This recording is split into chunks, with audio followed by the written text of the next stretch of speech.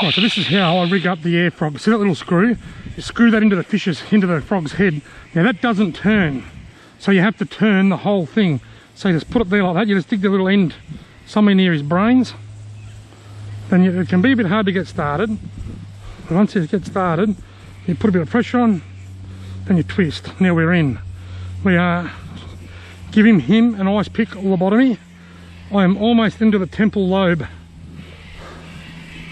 And look at that, he's screwed on, see that? Now what you do, you can see inside there's a weight. You want to put the hook in behind the weight like that. So you put a bit of a bend in the frog, push it through like that.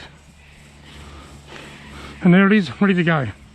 I normally have that there, that buries the tip so that it can't, so that it doesn't get snagged. Now for anybody watching, I use this with a mustard fast attach clip, but I think for the best results, if you're using a leader, you're better off to tie the leader straight to the hook rather than a line clip, because these are designed so that they'll roll over gradually and be upright all the time, but the clip prevents that from happening quite a bit. Now Mark has just kindly showed me that I had that upside down, so I've got to put an extra twist in the screw now, but you get the idea. Where's the weight? There, so it goes in behind the weight. You know what, Mark, I reckon I'd still catch a cod on it, even if it is upside down. Now we're rigged and ready to go. You can laugh all you like, I'm going to catch a cod on this in a minute.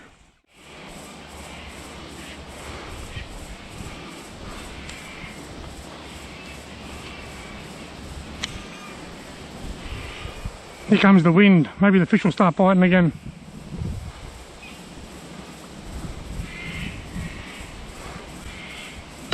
Yes, the fish will start biting again, Mark.